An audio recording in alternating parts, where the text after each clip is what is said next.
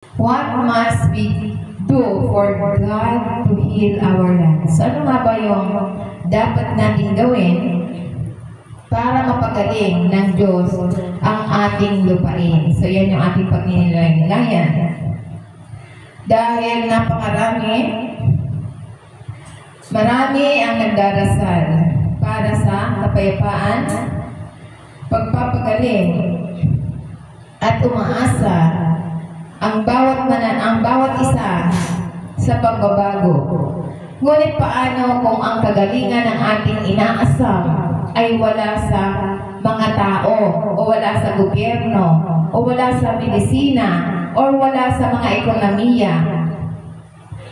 Paano kung ating magsisimula ang kagalingan? So, paano nga ba magsisimula ang kagalingan? Sapagkat ang Diyos ay nangako na pagpapagaling ay hindi pampolitika. Ito ay isang spiritual. Hindi niya sinasabi kung magbabago ang mundo. Ngunit kung magbabago ang aking mga tao, ang pagpapagaling sa lupa ay nagsisimula sa pagpapagaling sa puso. So kaya nga yung ating pagninilay-nilayan, what must we do for God to heal our land? So ito yung sinasabi in 2 Chronicles chapter 7 verse 14. If my people which are called by my name shall humble themselves and pray and seek my face and turn from their wicked ways, then will I hear from heaven and will forgive their sins and will heal their land. So ito yung pangako ng Panginoon. So ano yung kondisyon niya sa kanyang pangako? So ang kondisyon niya sa kanyang pangako ay ang pagpapagaling na sinasabi sa banal na kasulatan. Paggagalingin tayo at patatawarin tayo ng Diyos ay nakasalalay sa tugon ng kanyang bayan or ng kanyang tao. Dahil ito yung sinasabi na pangunahing action na dapat nating gawin para pagalingin ang bayan o ang bawat mananampalataya. Dahil ito yung sinasabi na kailangan natin gawan natin ng action. Nasa atin ang tugon kung gusto natin gumaling. So ang sabi niya, kailangan ang kanyang bayan ay magpakumbaba, panalangin, at paghahanap sa kanyang presensya at pagsisisi ang dapat gawin para gumaling ang kanyang bayan. So ito yung sinasabi na banal na kasulatan, ito yung tugon ng Diyos kapag ang kanyang tao ay tunay na bumabalik sa kanya. Siya ay nakikinig, nagpapatawad at nagpapanumbalik.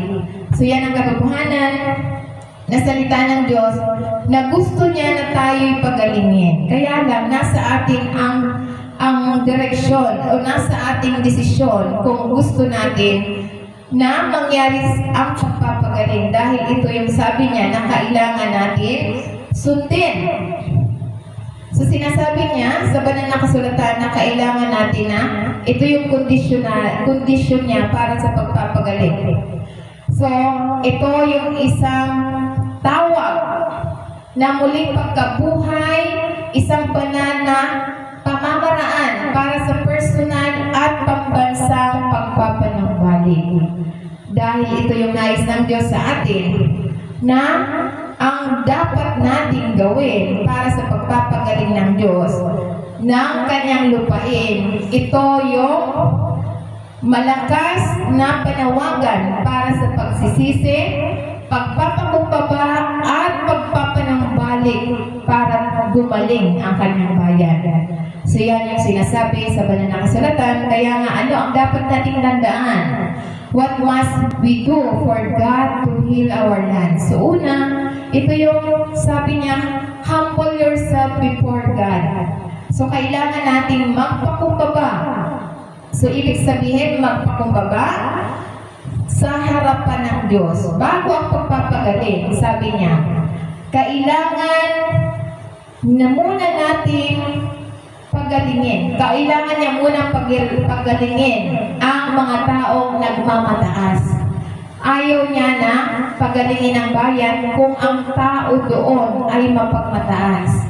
Kailangan ng kababaang loob, ang pintuan ng awa, sabi ng, kaya ito yung sinasabi ng mga pride people, yung kailangan magpakumbaba. Yung mga sinasabi ng tao na mga ma-pride, ito yung sabi niya, kaya ko ito kahit wala ang Diyos. Ngunit ang sabi ng pagpapakumbaba, yung mga taong nagpapakumbaba, Diyos ang kailangan ko.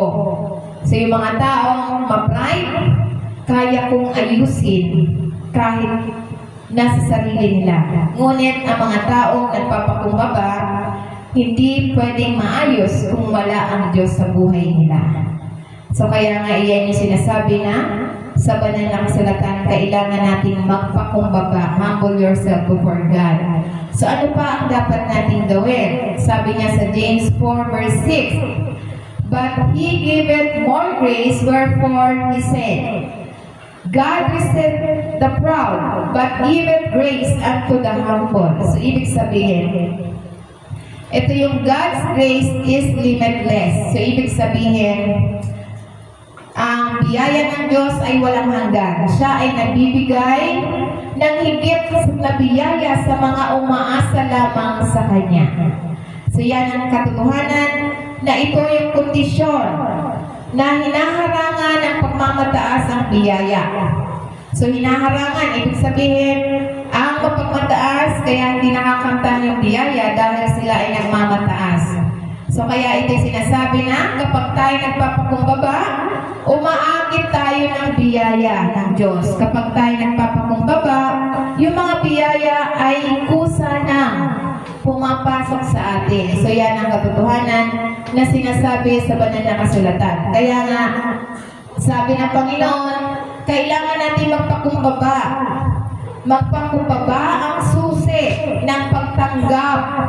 Kailangan natin magpakumbaba dahil ito yung susi para makamtan natin, matanggap natin ang biyaya ng Diyos. Kapag ipinababa natin ang ating sarili sa Panginoon, itinataas niya tayo. So kapag pinababa natin ang ating sarili, itinataas niya tayo ng Diyos at binibigyan tayo ng tulong at kapangyarihan kapag tayo ay nagpapakumbaba. So yan ang katotohanan. Kaya ano pa ang sinasabi niya sa 1 Peter chapter 5 verse 6? Humble yourself therefore under the mighty hand of God, that He may exalt you in due time. So kailangan natin na kailangan magpakumbaba na sinasabi na ito yung humble, magpakumbaba. Ibig sabihin, nilalabanan niya ang isang mapagmamataas. So ibig sabihin yung mga bagay na pinagmamalaki ng isang tao ay na hindi natutuwa ang Diyos sa mga taong nagmamataas sa kanyang sarili. So kaya nga tulad na lamang ni King Hezekiah, isang halimbawa si King Hezekiah, siya ay nagpakumbaba sa Diyos. So ito yung masasabi, si King Hezekiah in 2 Kings chapter 20 verse 1, in those days, Hezekiah became ill and was the point of death. The prophet Isaiah, son of Amos, went to him and said, this is what the Lord says, put your house in order because you are going to die. You will not recover. So ito yung si King Hezekiah ay, ang sakit ni King Hezekiah ay nagsimula sa na sinasabi na malubhang karamdaman na si Propeta Isaiah ay naghatid ng mensahe na mula sa Diyos na hindi na siya gagaling. Hindi na siya gagaling sa kanyang sakit. Ngunit, sabi sa kanya, maghanda ka na. Maghanda ka na sa kanyang kamatayan. So ito yung mensahe nito ay nagpakita ng lubhang kalagayan ni King Hezekiah. At ang kanya katiyakan ng kamatayan gaya ng ipinapahayag ng Diyos sa pamamagitan ng kanyang propeta. So kung ang isang tao ay ay ganito ang naranasan na ipinaalam na ng Diyos na siya'y mamamatay, ano ang gagawin ng isang tao? So yung iba, pag sinabihan, 2 buwan ka na lang kasi meron kang cancer. So yung iba, naniwala na sinasabi. So ngunit si King Hezekiah, kahit siya'y pinaalaman na ng Diyos sa pamamagitan ng propeta, si King Hezekiah, in verse 2, Hezekiah turned his face to the wall and prayed to the Lord. So, kahit na mayroong nagsasabi sa atin na, di ba, yung ibang yung mga nakakaranas ng sakit, yung iba, wala dito, nakakaranas ng sakit, sinabihan na sila na 2 buwan na lang, 1 buwan na lang dahil sa mga sakit. So sila'y naniniwala na sa sinasabi ng tao at hindi na sila nagdadasal. Ang pinaniniwalaan na lang nila, yung sinasabi na ganitong araw ka na lang ang buhay mo. Ngunit si King Hezekiah, nanalangin siya. Nanalangin sa harapan at maigim. Ibig sabihin, kahit na sa balitang malagim, bumalik si King Hezekiah sa panalangin. Panginoon, nanalangin siya. Ang kanyang panalangin ay taimtim at taos-puso habang pinaalala sa Diyos ang kanyang katapatan, debosyon sa buong buhay niya. So yung panalangin ni King Hezekiah ay sinamahan ng mapait na iyak na nagpapakita ng kanyang matinding pagkabalisa at pagnanais na mabuhay. So kaya nga, kapag tayo'y nakakaranas, yung tao'y nakakaranas ng mga pagsubok, huwag tayong maniniwala agad sa sinasabi ng tao. Bagkos tayo'y manalangin tulad ni King Hezekiah, siya'y nanalangin. Kaya nga sabi niya sa verse 3, 2 King chapter 20 verse 3, remember, Lord, how I have walked before you faithfully and with wholehearted devotion and have done what is good in your eyes. And Hezekiah wept bitterly. So yan yung sinabi sa banal na kasulatan. Sa verse 4, before Isaiah had left in middle court, so the word of the Lord came to him. So dumating ang salita ng Panginoon. Kaya nga sa verse 5, sabi, go back and tell Hezekiah, the ruler of my people, this is what the Lord, the God of your father David say, I have heard your prayer and seen your tears. I will heal you on the 3rd day from now. You will go up the temple of the Lord. So kailangan natin sa lahat ng mga pagsubok, huwag nating paniniwalaan yung sinasabi ng tao. Bagkos na tayo manalangin tulad ni King Hezekiah. So kahit nararamdaman, nakita, tulad ni King Hezekiah, ang sakit ni King Hezekiah ay sinabi sa kanya na mamamatay na siya. Ngunit hindi siya naniniwala, bagkos siya ay dumulog, nagpakumbaba sa Diyos at nanalangin. So kailangan natin gawin kapag nakakaranas tayo ng mga pagsubok, yan ang dapat gawin. So manalangin. Huwag nating paniniwalaan yung sinasabi ng tao. Maniwala tayo, manalangin tayo sa Diyos na tayo binibigyan ng mahabang buhay. Hanggat hindi pa tayo nakakarating sa 120 years, huwag tayong maniniwala sa sinasabi ng tao, bagkos maniwala tayo sa salita ng Diyos. In verse 6, I will add 15 years to your life and will deliver you and the cities from the hand of the king of Assyria. I will defend the city for my sake and for the sake of my servant David. So ito yung response ng Panginoon kay King Hezekiah. Tumugon ang Diyos. Bago pa man umalis si Isaiah palayo, tumugon na ang Diyos sa panalangin ni King Hezekiah. Tinutusan ng Panginoon si Isaiah na bumalik kay Hezekiah na may mensahe ng pagpapagaling at pag-asa. Nangako ang Diyos na paggagalingin sa Hezekiah.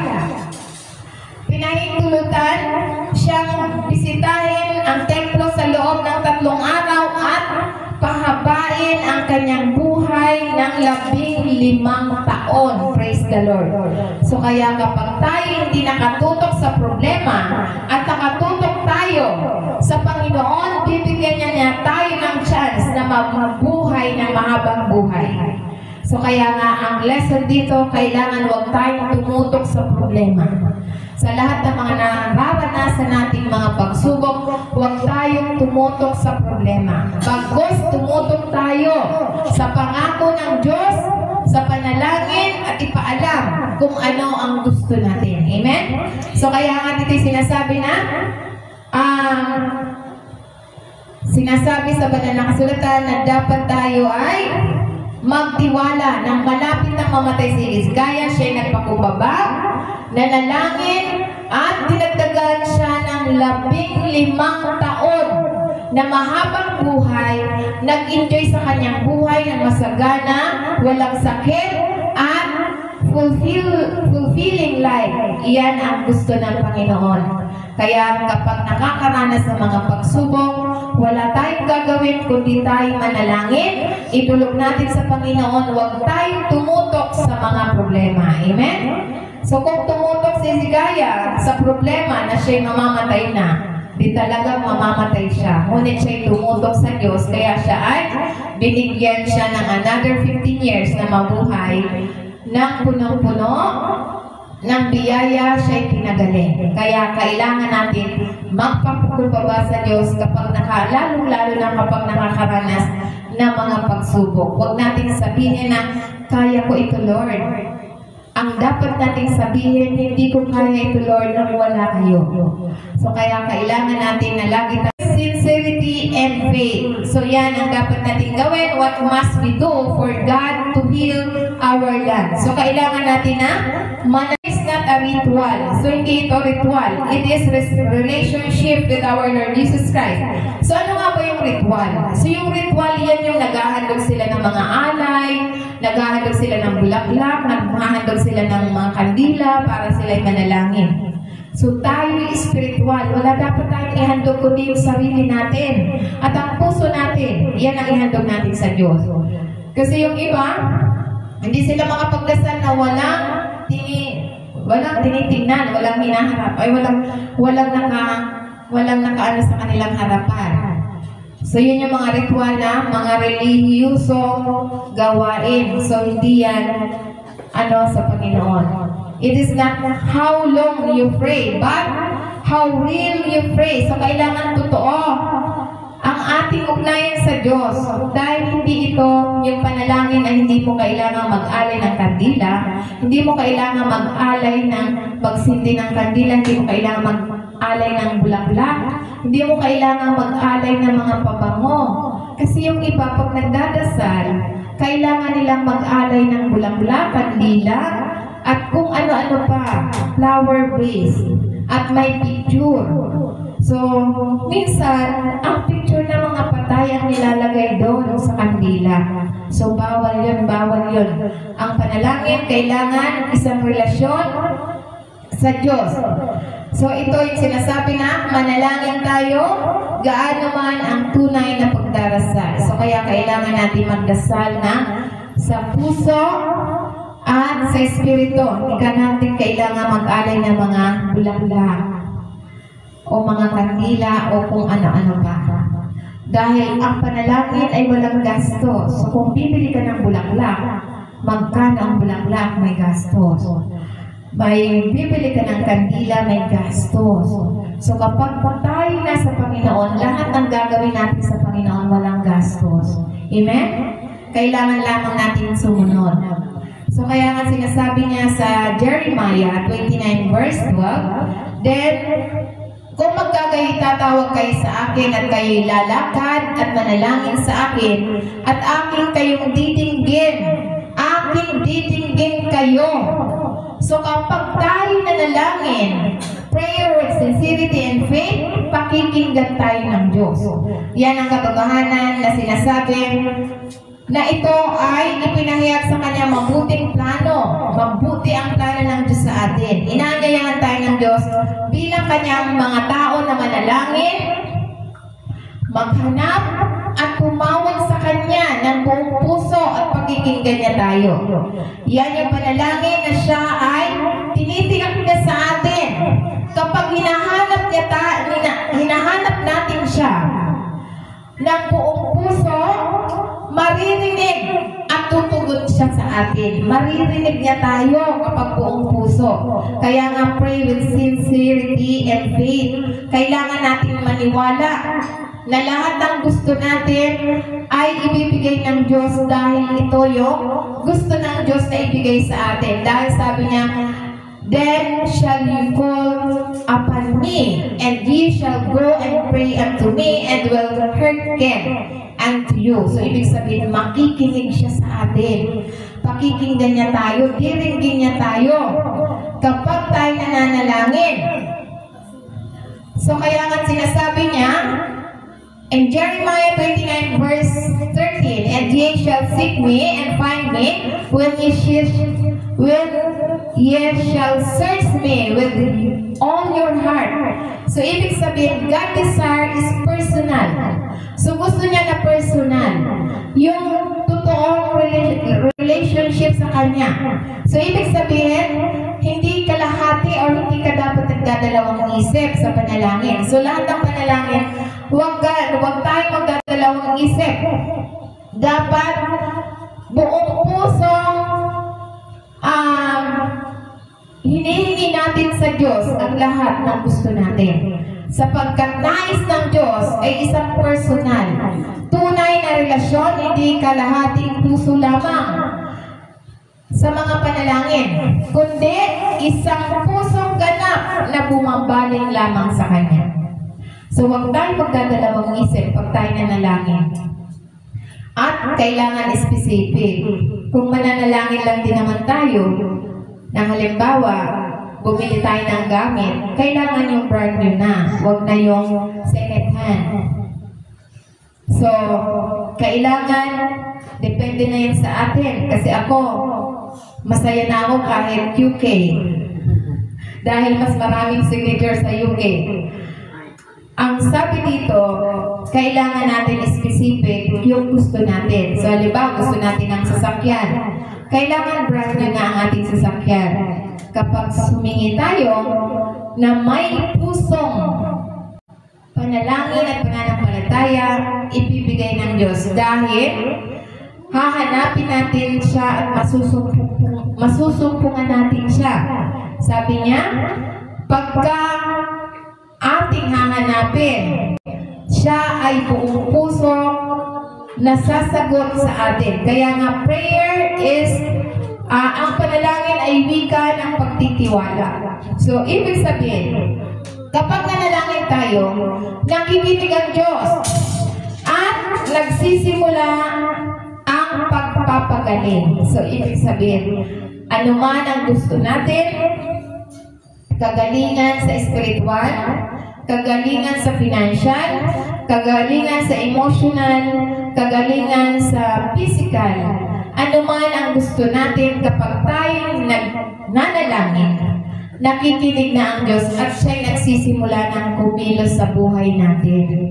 Siya'y nagkikilos na. So ano ang kikilusin ng Panginoon kung hindi tayo nananalangin? Huwag natin sabihin, bahala na kayo, Lord. Ayaw ni Lord na ganong bahala na. Kailangan sabihin natin kung ano yung gusto natin. Huwag nating sabihin na bahala na kayo, Lord. So, ang panalangin, huwag nating sabihin bahala na. Kailangan kung ano ang gusto natin, yun ang sasabihin natin. Dahil tapat siya, kapag nananampalataya tayo, pakikinggan niya tayo. So, tulad na lamang sa halimbawa ni Hannah. Si Hannah, siya'y nanalangin. Nanalangin siya ng isang anak. So, narito na, siya'y nagmumuni-muni. Siya'y tungkol kay Hannah. Ito'y isang halimbawa ng pananampalataya, panalangin at pagsuko ni Hannah. Panalangin at pananampalataya, kapanganakan. Ang gusto ni Hannah, gusto niya siya'y magkaroon ng anak. Ngunit si Hannah ay bao. So kung ang isang tao ngayon, dito sa sanlibutan, kung ang isang tao, sinabi ng tao na wala ka ng pag-asa kasi baog ka na, matanda ka na. Si Hana matanda na rin at baog na. Pero hindi siya nawala ng pag-asa. Ano ang ginawa ni Hana? Siya ay matindi. Ibig sabihin, kapag ang isang tao ay may hindi manganak, ibig sabihin, sakit pala ang hindi nanganganak. Baog si Hana. So, ibig sabihin, ito yung sinasabi sa Biblia na matinding sakit. Kapag ang isang tao ay baog, matinding sakit na yan. Ibig sabihin, dahil dito, si Hana ay hindi niya pinapansin yung mga taong nangungutya sa kanya. Hindi niya pinapansin yung mga taong tinutuya siya. Dahil ang nais niya na siya'y magkaanak. Tumatanggi siyang mawala ng pag-asa. So kahit na siya ay tinutuya, binubuli. So hindi siya nawawala ng pag-asa. Pagkos siya'y nanalangin sa Panginoon ng taimtim. Ng buong puso niyang ipinalam sa kanyang puso, sa harapan ng Diyos. Kaya nga, dahil sa kanyang panalangin, siya'y nanata or namanata. Sa kanyang panata sa panalangin, sabi niya, kung bibigyan ako ng Panginoon ng isang anak na lalaki, ihahandog ko ito, babalik sa kanya. So, ibabalik niya sa kanya. So, kaya nga, dahil sa panalangin nito, siya'y nanalangin ng isang anak. So, sinasabi dito, sabi niya rito, in 1 Samuel chapter 1 verse 27, I pray for this child, and the Lord was granted me what I asked of Him. So, ibig sabihin, kapag tayo nanalangin, walang imposible sa Panginoon. Dahil tulad ni Hana, siya ay baog. Ngunit dahil sa kanyang panalangin, siya ay matinding panalangin niya. Ito yung ibinuhos ni Hana ang kanyang puso sa harapan ng Diyos at siya ay binigyan ng anak. So kaya kapag tayo ay lubos tayo na nanalangin ng buong puso sa Diyos at ipinapaalam natin ang ating kailangan, gaano man ito ka-imposible sa tao, gaano man ka-imposible sa tao, kapag tayo sumasampalataya, tayo'y pakikinggan ng Diyos sapagkat ito yung pangako ng Diyos sa atin na anuman ang gusto natin sa pamamagitan ng panalangin ng buong puso at pagtitiwala, ibibigay niya sa atin ang lahat ng ating panalangin. Kaya nga tulad ni Hana, baog siya at matanda na siya. Kahit siya ay tinutokso ng iba, binubuli siya, ngunit hindi siya tumitingin sa mga tao na nambubuli. Tumitingin siya na ibibigay ng Diyos ng buong puso siyang nanalangin na ibibigay ng Diyos ang kanyang panalangin. Kaya ganon din dapat tayo. Ganon din dapat tayo na dapat tayo ay isuko natin sa pamamagitan ng matyagang naghihintay. Kahit na di lang naantala ang sagot, maniwala lang tayo. Huwag tayong panghihinaan. Kaya nga tulad ni Hana, binago ng panalangin ang lahat. Ginawa nito ang lahat ng kalungkutan. Ibig sabihin, ginawa ng lakas ang kalungkutan ni Hana dahil sa kanyang sinurrender niya ang kanyang sarili sa Panginoon. Yung pag-surrender niya sa Panginoon, ito'y nagdulot ng bunga. Kapag ibinigay natin sa Diyos ang higit na inaasam-asam, pinaparami niya para sa kanyang kalwalhatian. So, naluluwalhati, natutuwa, nalulugod ang Diyos kapag ibinibigay niya ang gusto natin. Sino ba mga magulang na matutuwa kapag nangihingi ang anak, bibigyan ng ahas? Nangihingi ng, halimbawa, nangihingi ng pagkain, bibigyan ng ahas. Di ba hindi matutuwa? So, ganun din ang Diyos. Natutuwa ang Diyos kapag ibinibigay niya ang gusto natin. So, kaya nga, ito yung panalangin ay makapagbibigay ng bagong pag-asa sa mga henerasyon. So, kaya nga tulad ni Hana, manalangin tayo ng buong puso na may pananampalataya. Ano pa ang dapat nating tandaan? What must we do for God to heal our land? Pangatlo, seek God's face, not just His hand. So, kailangan natin na hanapin ang mukha ng Diyos, hindi lamang ang kanyang kamay. So, ang iba, ano ba yung ibig sabihin ng kanyang kamay? So, ibig sabihin yung iba, ang hinahanap lang yung mga binibigay ng Diyos mula sa kanyang kamay. At hindi nila hinahanap ang Diyos mismo na nagbigay mula sa Kanya. So, ibig sabihin, bilang mga mananampalataya, kailangan natin na ang Diyos ang ating hanapin. Huwag yung mga pagpapala. Kailangan siya muna ang hanapin natin.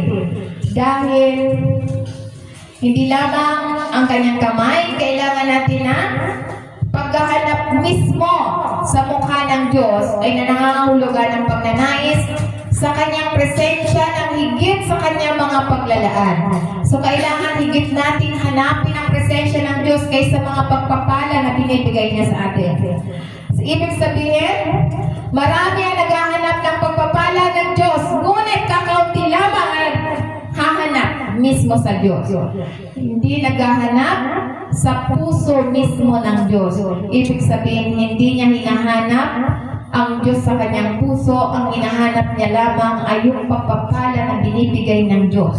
So, kaya nga dumarating ang kagalingan kapag ang Diyos ang naging pinakadakilang hangarin natin. So, gagaling, ibig sabihin, maging sa financial, spiritual, physical, emotional, paggagalingin tayo, lahat ng aspeto natin ng ating buhay, kung ang hinahabol natin ay ang Diyos, hindi yung kanyang pagpapala.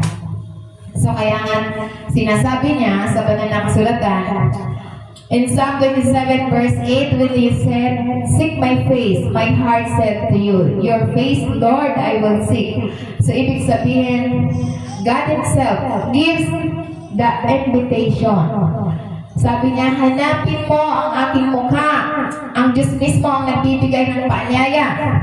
Na hanapin ang kanyang mukha, ito ay tawag ng pagpapalagayang loob, pakikisama at mas malalim na relasyon sa Kanya. Dahil kapag mas malalim ang relasyon natin sa Diyos, lahat ng gusto natin, ibibigay niya. Pero kapag mas malalim ang dinidesire ng tao sa mga bagay na binibigay ng Diyos, hindi natin makakamtan pareho. So, kaya kailangan ang Diyos mismo ang ating hahanapin. Kaya nga ito'y sinasabi, seeking God's face means desiring His presence, not just His blessing. So, kailangan natin na huwag nating habulin ang mga pagpapala ng Diyos. Ang ating hanapin ay yung Diyos mismo, sapagkat kapag ang Diyos mismo ang ating hahanapin, ang pangako niya sa atin, lahat ng kailangan natin ay idaragdag na lamang sa atin. So, kaya nga nangangahulugan ang pagnanais ng kanyang presensya, hindi lamang sa kanyang mga pagpapala, ito tungkol sa pagkilala sa kanya ng personal at paglakad ng malapit sa kanya. So, kung tayo malapit sa kanya, lahat ng gusto natin ay pwede tayong parang kaibigan na lang natin, na magulang natin, na malaya tayo makahingi. So, kaya nga ito'y sinasabi na kapag pinukaw ng Diyos ang ating puso, tayo ay manalangin, sumamba o lumapit, tumugon tayo agad ng oo. Amen. Praise the Lord. So, kaya nga ito'y sinasabi na ang ating puso ay nagbubukas ng pinto sa kanyang presensya, patnubay, kapayapaan. So, ibig sabihin, kapag tayo ay ang Diyos ang ating hinanap, so hindi na tayo mamumblema. Ibig sabihin, dahil nasa atin ang kanyang presensya. Kung nasa atin ang kanyang presensya, papatubayan niya tayo. Lahat ng kailangan natin, ibibigay niya. At lahat ng kailangan natin, ano man ang ibinigay sa atin, nagtutulot ito ng kapayapaan, kaligayahan. Walang kalungkutan sa binibigay ng Diyos sa atin. Kaya nga, ito yung sinasabi na, tayo nagkaroon ng muling pagkabuhay sa lupain hanggang hindi. So, kapag hindi ka tayo nagkakaroon ng muling pagkabuhay sa lupain hanggang hindi nagkakaroon ng muling pagkabuhay sa ating kaluluwa. So, ibig sabihin, kung hindi nabuhay ang ating kaluluwa, wala rin kagalingan sa lupain. So, kailangan yung ating kaluluwa siyang unang gumaling. Ibig sabihin, tulad na lamang sa halimbawa ni Moises. Si Moises isang halimbawa na sinasabi dito, ito yung devotional na pagmuni-muni tungkol kay Moises, isang aral tungkol sa pagiging malapit, patnubay, at personal na pagkilala ni Moises sa Diyos.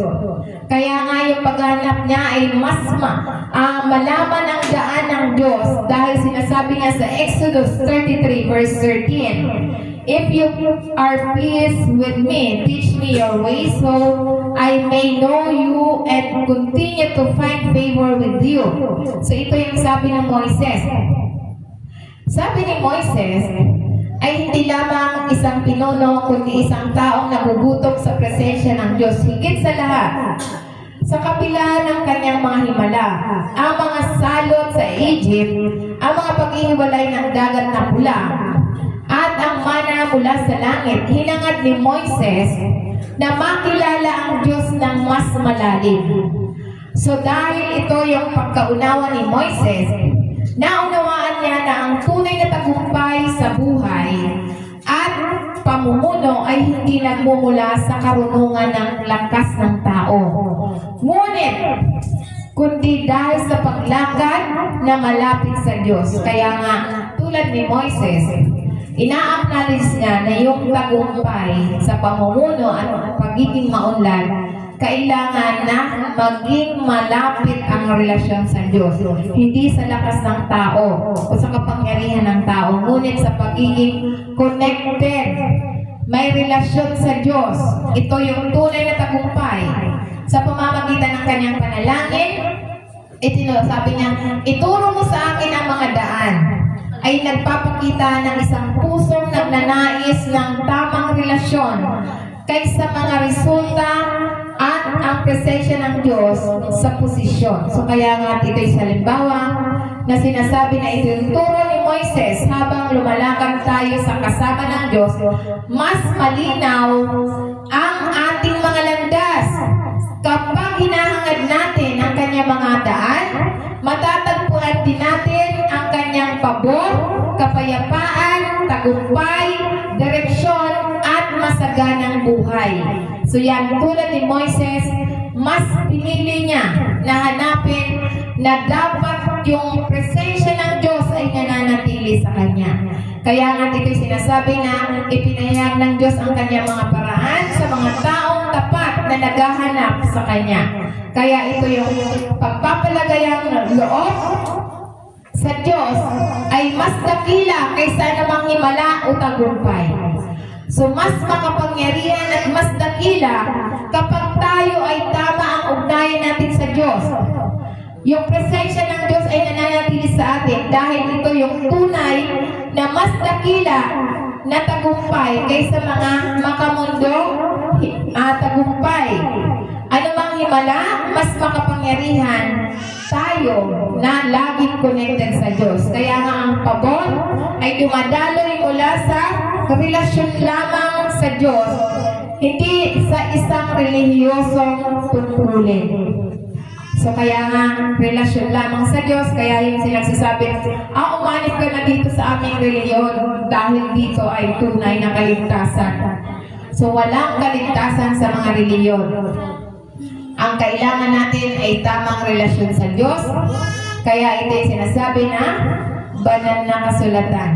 Kaya sinasabi, ang presensya ng Diyos ay nagiging lakas ng bawat isa sa atin. So ano pa ang dapat nating tandaan? What must we do for God to heal our land? Pang-apat, ito yung turn from wicked ways. So ibig sabihin, kailangan na lumiko sa mga masasamang daan. Umiwas sa mga masasamang daan. Turn from wicked ways. What must we do for God to heal our land? So, ibig sabihin, kailangan natin na umiwas, lumiko sa masasamang daan. Repentance is more than saying sorry. So, kailangan natin na magsisi. Huwag lamang magsabi ng sorry. So, kaya nga dito sinasabi na, ang pagsisisi ay higit pa sa paghingi ng paumanhin. Nagbabago ito ng direksyon, hindi natin maaaring hingin sa Diyos na pagkalingin ng iyong lupain habang pinangahawakan ang kasalanan na sumira sa lupain. So kaya nga sinasabi niya sa banal na kasulatan sa Proverbs 28 verse 13, He that covereth his sin shall not prosper, but whose confesseth and forsaketh them shall have mercy. So ibig sabihin yung nagtatakip ng kasalanan. So kapag ang tao ay nagtatakip ng kasalanan, nangangahulugan ng pagtago o pagtanggi ng maling gawain, ito yung pagpapanggap na wala siyang kasalanan. So, ibig sabihin, hinaharangan ito ang pagpapala at paglago kapag nagtatakip ng kasalanan. So, kailangan walang tinatakpan ng kasalanan o walang tinatago. Dahil ito ang dahilan kung bakit hindi pumapasok ang pagpapala at paglago. Dahil sinasabi dito, ngunit kapag tayo ay nagtapat, aminin ang ating mga kasalanan sa harapan ng Diyos at talikuran ito. So, tatanggapin natin ang awa at kapatawaran ng Diyos at ang biyaya.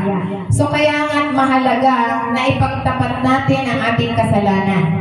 Ang Diyos ay hindi naghahanap ng pagiging perfecto. Ngunit para sa katapatan at pagsisisi, isang pagpapakumbabang puso na naghahangad ng kanyang paglilinis. So ano ang lilinisin sa atin ng Diyos kung wala tayong ipinagtatapat? Alam lang Diyos ang ating kasalanan, pero kailangan natin aminin ang ating kasalanan. Dahil kapag hindi natin aminin, dahil sasabihin, alam na ng Diyos ang aking kasalanan, hindi ko na kailangang aminin. So, ang ibig sabihin nun, nagmamalaki pa rin sa sarili. Kailangang aminin natin ang ating kasalanan. Dahil ang pagtago ng kasalanan ay nagpipigil sa atin na nakagapos. Ngunit ang pagtatapat at pagsisisi ay nagdudulot ito ng awa, pagpapagaling, pagpapanumbalik, at pagpapala. So, kailangan natin na tumalikod tayo sa mga kasalanan. Kaya nga sinasabi ng isang propeta na ang dahilan daw ng mga nangyayari sa lipunan ngayon, ang kabi-kabila yung mga lindol, dahil sa idolatry, sa mga kasalanan na hindi pinagsisisihan. So, yung mga kasalanan na hindi pinagsisihan, kung bakit hindi gumagaling ang bayan, ang syudad, kung bakit nakakaranas ng pagyanig dahil sa hindi pagtalikod sa kasalanan. Kaya nga sinasabi pa dito, sa Luke 13 verse 1, sabi na rito, ng panahon ding ang yaon na nagkaroon ng ang ilan na nagsipagsabi sa kanya tungkol sa Galileo na ang dugo ng mga ito ay inihalo sa Pilato sa mga hain nila. So ito yung mga taong nagsasacrifice na mga handog. So kaya nga sinasabi pa sa verse 2, sabi dito, at sila'y sumagot at sinabi sa kanila, inaakala ba ninyo ang mga Galileo ito ay higit pa na pagkamakasalanan kaysa lahat ng Galileo dahil sila'y nangagbata ng mga bagay na ito. So ito yung tungkol sa sinabi ng mga tao sa ating Panginoon Kristo, ang tungkol sa mga kalunos-lunos na pangyayari. Ang isa na may kinalaman sa pagpatay ni Pilato sa mga Galilean at ang kung saan nahulog ang isang tore at ikinamatay ng mga 18 tao. So kaya nga, marami ang nag-akala na ang gayong mga trahedya ay mga parusa para sa mga kasalanan ng mga biktima. Kaya nga sinasabi pa sa verse 3. Sinabi dito sa verse 3, sabi dito, sinabi ko sa inyo, hindi dapat datapwat malibang kayo'y magsisi at ay mga matay kayong lahat sa gayong paraan. So kaya ito yung sinasabi na ngunit itinutuwid ng Panginoon Kristo ang trahedya ay hindi palaging tanda ng mga malaking pagkasala. Ito yung sinasabi sa verse 4.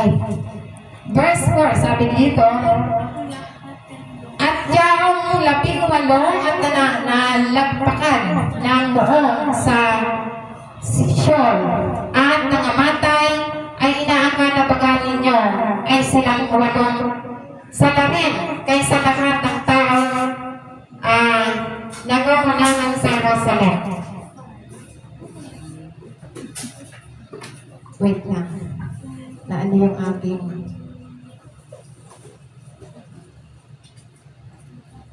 So kaya nga sinasabi pa sa verse 5, medyo na ano yung mic. Thank you. Hello. Hello. Nak, baka dito. So sinasabi sa verse 5, sabi dito, sinabi sa inyo, hindi datapwat, maliban kayo mga sisi at mga matay kayong lahat sa gayong paraan. So, ibig sabihin, ito yung malinaw, ang kanyang mensahe ay malinaw at apurahan. Ang pagsisisi ay mahalaga para sa lahat. Kung wala ito, lahat ay nakakaharap sa espiritual na kamatayan. So, ibig sabihin, dahil sa kanilang paghahandog sa mga gawa ng tao, yung pagsamba sa Diyos-Diyosan, na dapat pagsisihan ay hindi sila nagsisi. Kaya nga sinasabi dito, ang kanyang mensahe ay malinaw at aprubahan. Ang pagsisisi ay mahalaga para sa lahat. Kaya nga ang katotohanan na sinasabi, ito yung katotohanan na ibinabalik ng Panginoon Kristo ang kanilang atensyon mula sa kasalanan ng iba tungo sa personal na pagsisisi. Ito yung sinasabi na tama ba ang Diyos na kanilang pinaglilingkuran. So dahil dito, ito yung dapat na pagsisihan na sinasabi na dapat magsisi sa mga kasalanan mula sa mga pagsamba-samba sa Diyos-Diyosan. Hello. Nak, wala na yatang ano. Yung dyan. So ano pa yung tinuturo sa atin? Sa verse 11, Matthew 11 verse 20. Sinasabi dito, kung magkagayoy kanyang pinasimulang sumbatan ng mga bayan at pinaggawan niya ng lalong marami sa kanyang mga gawang makapangyarihan sapagkat hindi sila nagsisi. So ibig sabihin, mas worse yung kasalanan, mas worse yung mangyayari sa bayan kapag hindi nagsisi. Yung mga idolatry, fornication, yung mga kapwa lalaki, kapwa babae, so kailangan pagsisihan. Dahil, ito yung sinasabi na magiging worse ang bayan pag hindi nagsisi. Sinasabi pa sa verse 21, sa aba mo, Chorazin, sa aba mo, Bethsaida, sapagkat kung sa Tiro, sa Sidon, sana ginawa ang mga gawang makapangyarihan na ginawa sa inyo, malalaon ay dising nagsisi na may mga damit na magaspang at abo. So ito yung sinasabi na sa banal na kasulatan na dapat sinasaway ng Panginoon Kristo ang mga lungsod na dapat magsisi, Chorazin, Bethsaida, at Capernaum, kung saan siya ay gumawa ng maraming himala dahil tinanggihan silang magsisi sa kabila ng pagsaksi sa kapangyarihan ng Diyos. So, kailangan na magsisi. So, ibig sabihin, kaya yung bayan ay hindi gumagaling, patuloy na nawawasak dahil sa hindi nila pagtalikod sa mga Diyos-Diyosan. So, ang Diyos-Diyosan hindi lamang pagsamba sa mga larawan. Ang Diyos-Diyosan, ito yung mga sinasamba ng tao na ipinagpapalit yung oras para sa Panginoon. Halimbawa, may mga bagay na hindi nila maiwan dahil sa, halimbawa, walang mag-aalaga, kaya hindi sila nagsisimba. Ay, may mga baboy akong inaalagaan, walang magpapakain, so hindi na sila makaalis. May negosyo sila, mas mabenta raw pag oras ng gawain. So, hindi nila maiwanan yung kanilang negosyo. Ang kanilang trabaho, hindi nila maiwanan. Ang kanilang mga ginagawa sa bahay, hindi maiwanan. Yan ang uri ng pagsamba na dapat talikuran. Hindi masamang magtrabaho, hindi masamang mag-asikaso. Ngunit kapag oras ang para sa Panginoon, ibigay natin sa Kanya ang ating oras. Dahil kapag hindi natin ibigay, ito yung pagsamba sa Diyos-Diyosan. Hindi lamang sa larawan, hindi lamang sa mga rituto ang pagsamba sa mga gawa ng kamay ng tao. Kaya sinasabi pa dito, sa verse 22, sabi niya rito, ngunit sinasabi ko sa inyo na higit na makapagpapaumanhin ang Tiro at Sidon sa araw ng paghukom kaysa inyo. So ito yung comparison, inihambing ng mga ito ang mga sinaunang masasamang lungsod tulad ng Tiro, Sidon at Sodoma na nagsasabi magsisi sana mga lungsod na iyon kung nakakita sila ng gayong mga himala. So hindi sila nagsisi kahit na nakakita sila ng himala. So kaya nga sinasabi dito sa verse 23, sabi dito, ikaw Capernaum, magpakataas ka baga sa langit.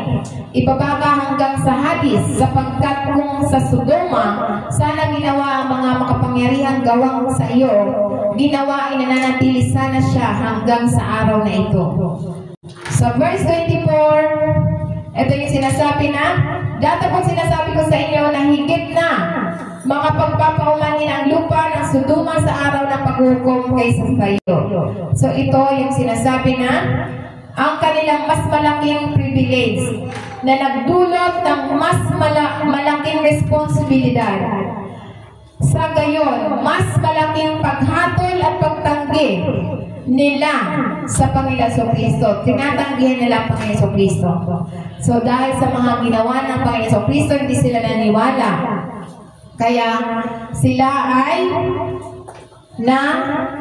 nawala. So kaya nga dito sinasabi, ang mga himala ay hindi nakapagliligtas. Ang pagsisisi at pananampalataya sa Panginoon Jesucristo ang kailangan natin. So dahil kung mas marami ang liwanag at katotohanan ang tatanggap sa isang tao at komunidad, mas may pananagutan sila sa harapan ng Diyos. So kailangan na dapat magsisi at manampalataya tayo sa Diyos ang kailangan. Kaya nga ito sinasabi sa banal na kasulatan, ano pa ang tinuturo? Sinasabi dito sa Isaiah 1 verse 16, wash you, make you clean, put away the evil of your doings from before my eyes. Cheese to evil. So, ibig sabihin, sa verse 17, sabi niya sa verse 17, matutong gumawa ng mabuti, hanapin ang kalwalhatian, hanapin mo ang katulan, at pag ginhawa mo ang pag-aapi, hatulan mo ang ulila, ipaglaban mo ang mga balo. So ito yung sinasabi, God's call His people to repentance and renewal. Tinawag tayo ng Diyos ang kanyang mga tao para sa pagsisisi at pagpapanibago. Hindi lamang sa pamamagitan ng salita, ngunit sa pamamagitan ng isang pagbabago, nagbagong puso at mga aksyon. So kaya nga dito sinasabi sa banal na kasulatan na nagpapakita kung ano ang tunay na pagsisisi. Talikuran, pagtalikod sa kasamaan at paggawa ng mabuti, nagpapakita ng katarungan at habag. So yan ang sinasabi. Sa verse 18, "Come now and let us reason together, saith the Lord. Though your sins be as scarlet, they shall be as white as snow." So ibig sabihin, sinasabi sa banal na kasulatan na ito ay magsiparito kayo ngayon at tayo mga tuwiran ng sama-sama, sabi ng Panginoon, bagamat ang mga kasalanan ay mapula, ay magiging maputi na parang niebe, bagaman sila ay mapupula, gaya ng mga matingkad na pula, sila ay magiging parang mga balahibo ng tupa. So tinatawagan tayo ng Diyos na lumapit tayo sa Kanya para yung ating kasalanan ay magiging malinis. So kaya nga dito sinasabi na inaanyayahan tayo ng Diyos na mga tuwiran ng sama-sama isang magiliw na panawagan ng awa. So binigyan tayo ng awa ng Diyos. Gaano man kalalim ang mantsa ng ating kasalanan, ang biyaya ng Diyos ay lubos na makapaglilinis sa lahat ng ating kasalanan. So kaya gaano man kapula ang ating kasalanan, ibig sabihin ang pula, gaano man kasama ang ating mga nagawang kasalanan, inaanyayahan tayo ng Diyos na magpalinis tayo. Walang kasalanang napakalaki sa patatawarin tayo ng Diyos. Kapag bumabalik tayo sa Kanya ng may pagsisisi, hinuhugasan niya tayo ng mas maputi kaysa niebe at sa pamamagitan ng Kanyang awa at pagmamahal, kaya tayo lilinisin. Kaya nga pag tayo nilinis, wala nang mananatiling may sakit, wala nang mananatiling mahirap, wala nang mananatiling na problema dahil tayo ay nilinis na ng Diyos. So, ibig sabihin, kapag may madumi pa sa ating buhay, lilinisin ng Panginoon. So, ano ba yung mga nagpaparumi sa buhay natin? So, yung mga galit, inggit, mga pagtanim sa yung hindi ka makapagpatawad. So, yan yung lilinisin ng Diyos sa atin. Na kapag hindi yan nalinis, iyan ay nagdudulot ng sakit. Sakit sa puso, sakit sa high blood, sakit sa kung ano-ano, wala dito. Amen? So kaya nga dito sinasabi na paggagalingin tayo ng Diyos kapag kino-confess natin ang kasalanan. Pero kapag hindi natin kino-confess at tinatago natin, hindi tumatalikod sa kasalanan, hindi kayang pagalingin ng Diyos ang patuloy na itinatago ang kasalanan. So kaya nga kapag kinonfess natin ang ating kasalanan, kapag ipinahayag, ipinagsapat natin ang ating kasalanan, nagsisimula na tayong pagalingin. Pagagalingin niya yung ating spiritual, pagagalingin niya yung ating physical, pagagalingin niya yung ating financial, pagagalingin niya lahat ng aspeto ng ating buhay. Kaya kailangan i-confess natin ang lahat ng kasalanan. Huwag tayong magtago ng kasalanan. So kaya nga dito'y sinasabi sa banal na kasulatan, tulad na lamang sa halimbawa, the people of Nineveh. In Jonah chapter 3 verse 10. Sabi niya rito, nang makita ng Diyos ang kanilang ginawa at kung paano sila tumalikod sa kanilang masamang lakad, siya ay nagsisi. So kapag tayo pala ay humingi ng tawad,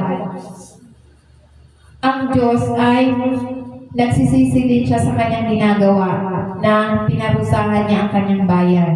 So ibig sabihin, sinasabi nagsisi at hindi na dinala sa kanila ang kapahamakan ng kanyang binantaan. So, ibig sabihin, kapag tayo nagsisi, hindi niya pa hinintulutan na mangyari na. Mangyari sa tao ang kanyang banta. Kaya nga sinasabi dito, dahil ang lungsod na Nineveh ay kilala sa kasamaan at karahasan, ipinadala ng Diyos na propeta si Jonas upang balaan sila sa darating na pag-uhukom na kapagtataka nang marinig ng mga tao ang mensahe ng Diyos, naniwala sila sa sabi ni Jonah. So kaya nga mula sa pinakadakila hanggang sa pinakamaliit, kahit na sa mga hari, sila ay nagpakumbaba, nag-ayuno at taus-pusong nagsisi. So dahil sa kanilang pagsisisi, yung dating sabi ng Panginoon na sila ay nilipunin, hindi na nangyari dahil sa pagsisisi. Ang kanilang pagsisisi ay nagpakilo sa puso ng Diyos sa halip ng pagwasak. Di ba ang ano ng Panginoon, dapat mawasak sila. Ngunit dahil sa kanilang pagsisisi, ito ay nagpakita ng awa. Ito ay nagpapaalala sa atin na walang sino man ang masyadong makasalanan para sa kapatawaran ng Diyos. At ang tunay na pagsisisi ay nagdudulot ng banal na pakikialam. So, ibig sabihin, kapag ang tao ay nagsisisi, so ano man yung mga dapat anihin ng isang tao sa kanilang kasalanan ay hindi na mangyari. So, hanggat hindi pa natin inaani, hanggat hindi pa nag-aani ng kasalanan, dahil lahat ng kasalanan, yan ay pagtatanim. So, kung hindi na pagsisihan, yan yung aanihin. So, kaya nga, tulad ng mga gumagawa ng fornication, adultery. So, kapag hindi pinagsisihan, yan yung may pag-aani na nakakaranas na yung mga bedridden. So, dahil sa hindi sila nagsisi. So, kaya nga ito yung hindi nila nais ng Diyos ang kamatayan na makasalanan, kundi ang lahat ay bumalik at mabuhay. Ayaw ng Diyos na ang kanyang tao ay mamatay sa kasalanan. Gusto niya na bumalik tayo. Bumalik tayo at bigyan tayo ng mahabang buhay. Yan ang gusto ng Diyos. Kapag ang mga puso ng tunay na pagbabago, ang paghatol ay nagiging biyaya. So kaya kapag ang puso natin ay gusto nating magbago, so ang biyaya ng Diyos ay yung paghatol na napapalitan ng biyaya. So kaya kapag hindi pa dumarating yung paghatol, kailangan nating magsisi para biyaya ang kapalit. Yan ang katotohanan na ang awa at tagumpay laban sa galit. So kaya kapag ang tao ay nananatili ang kasalanan, yan yung sinasabi na ang awa ng Diyos ay tumutugon sa tunay na nagsisisi. Kailangan na magsisi tayo. Walang sino man ang lampas sa katubusan kapag nagpapakumbaba tayo sa harapan ng Diyos. So kaya nga, ito yung pagtalikod sa kasalanan ay nagbubukas ng pinto para sa pagpapanumbalik, kapayapaan, tagumpay, at kaligayahan ng bawat isa. Tulad ng tulad ng sa halimbawa natin na dahil sa kanilang pagsisisi, naging pagpapala. Naging pagpapala ang kanilang nakamtan. Wala na mga pagwasa. Kaya ano pang dapat nating tandaan? Panlima, God's promises. Ito yung promises sa Panginoon. Siya ay nakikinig. He will hear, forgive, and heal. So, ang pangako ng Diyos sa atin, ito yung nakikinig siya. Patatawarin niya tayo at pagagalingan niya tayo kapag natagpuan natin ang mga kondisyon ng Diyos. So, dahil ang kondisyon ng Diyos, yun lang naman ang kondisyon ng Diyos na kailangan natin na magpakumbaba at magsisi. Para pagalingin ang kanyang lupain. So, kaya nga dito sinasabi sa banal na kasulatan, patawarin pagagalingin. Kapag tinutugunan natin ang mga kondisyon ng Diyos, inilalabas niya ang kanyang mga pagpapala sa atin. So lahat kapag sinunod natin, tayo ay pagpapalain. Kaya dinidinig niya mula sa langit ang ating mga panalangin ay umaabot sa kanyang trono. Kaya nga, ito yung sinasabi na kailangan natin humingi ng patawad. Patawarin mo ako sa aking mga kasalanan. Ang biyaya ay nagpapawi ng kasalanan at pagkakasala. Nagpapawi ng pagkakasala, pagpapagaling niya sa ating lupain. So dumarating ang pagpapanumbalik sa mga puso, tahanan, bansa, at sa lahat ng sumasampalataya kapag tayo ay nagpapakumbaba at nagsisi sa lahat ng ating mga kasalanan. Kaya sinasabi niya sa lahat ng ating mga kasalanan. Kaya sinasabi niya sa mga kasalanan at hinanap ang mukha ng Diyos. So yan yung sinasabi na pagkatapos ng kanyang espiritu ay huminga at bagong buhay ang ibinigay sa atin. So kaya nga kapag tayo nagsisisi, tayo hinanap natin ang mukha ng Diyos at tayo nagpapakumbaba, bagong buhay ang ibinibigay ng Diyos sa bawat isa sa atin. Yan ang katotohanan ng pagbangon. Pagkabuhay, uling pagkabuhay, ay hindi lamang emosyonal na pagpapanumbalik. Ito yung pagpapanibago ng puso, nagbabalik ang kagalakan, kapanalan, at pagnanasa sa Diyos lamang. So kaya nga ito yung sinasabi na nangako ang Diyos, nakikinig siya, nagpapatawad siya, nagpapagaling. So lahat ng aspeto ng buhay natin, pinapakinggan tayo. Lahat ng kasalanan natin, pinapatawad tayo. Lahat ng mga nararanasan natin, pinapagaling tayo. Kaya lang, nasa atin ang kasagutan. Kung handa ba tayong magpakumbaba, magsisi, at isabuhay ang kanyang salita. Kaya nga sinasabi niya sa Malakay 4 verse 2, sabi niya rito, ngunit sa inyong natatakot sa akin, pangalan ay sisikat ang araw ng katuwiran na may kagalingan sa kanyang mga pakpak, at kayo'y magsisilabas at magsisilaki na para mga guyas sa kulungan. So kaya nga ito sinasabi na Son of Righteousness. So ibig sabihin, ito yung araw ng katuwiran. So dapat yung mangingibabaw sa atin yung katuwiran ng Diyos. Ito yung sinasabi na tumutukoy sa ating Panginoong Kristo na nagdadala ng liwanag, katotohanan, at kaligtasan sa mga taong gumagalang sa pangalan ng Panginoong Kristo. So kaya nga ito sinasabi na sa banal na kasulatan.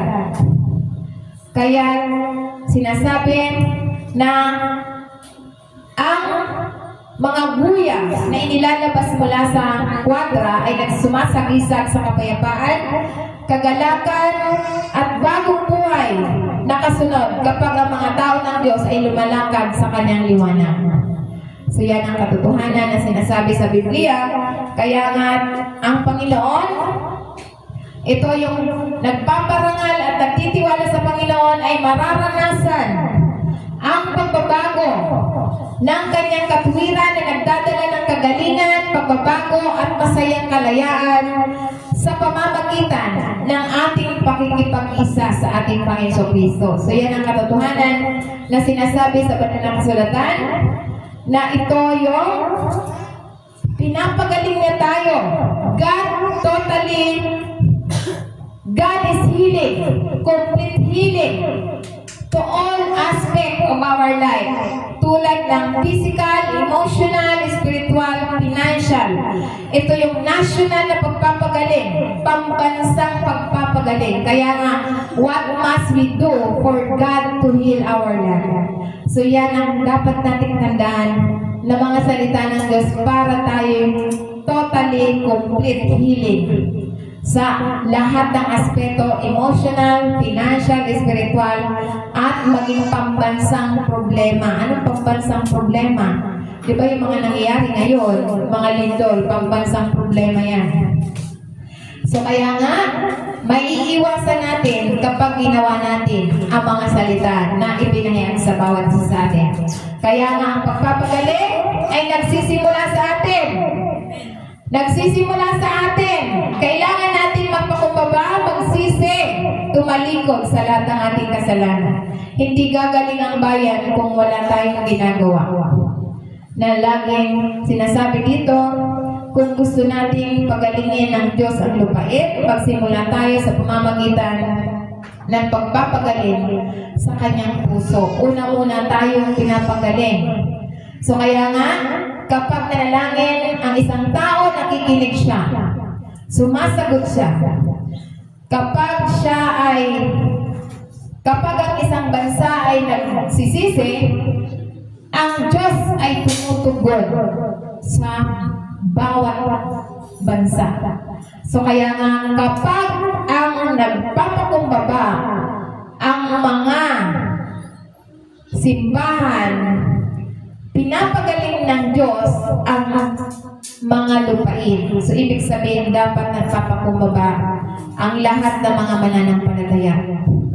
So kaya nga sinasabi sa banal na kasulatan na sinasabi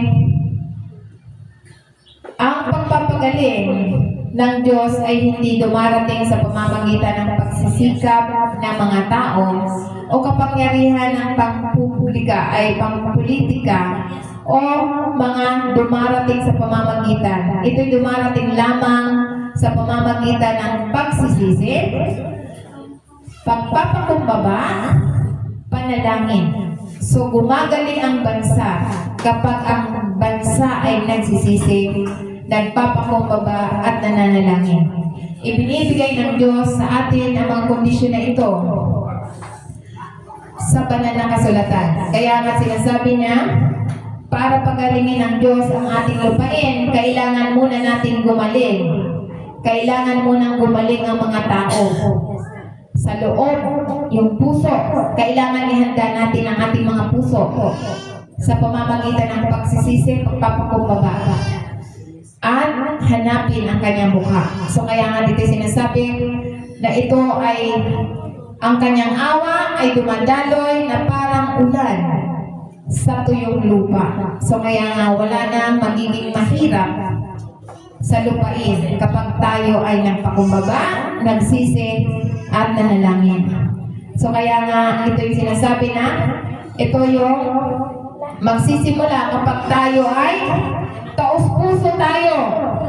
Taos-puso tayong isinasabuhay ang salita ng Diyos.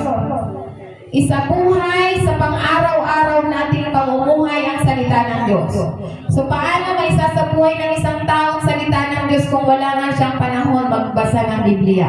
Wala siyang panahon na makinig ng salita ng Diyos. Nakikita ko dito sa mga pagsalita ng Diyos, marami ang nakikinig by faith. 1 milyon, 2 milyon. Pero kapag mga kalokohan, ang dami-dami. So kaya nga ibig sabihin, mas marami ang nakikinig sa mga kalokohan kaysa sa salita ng Diyos.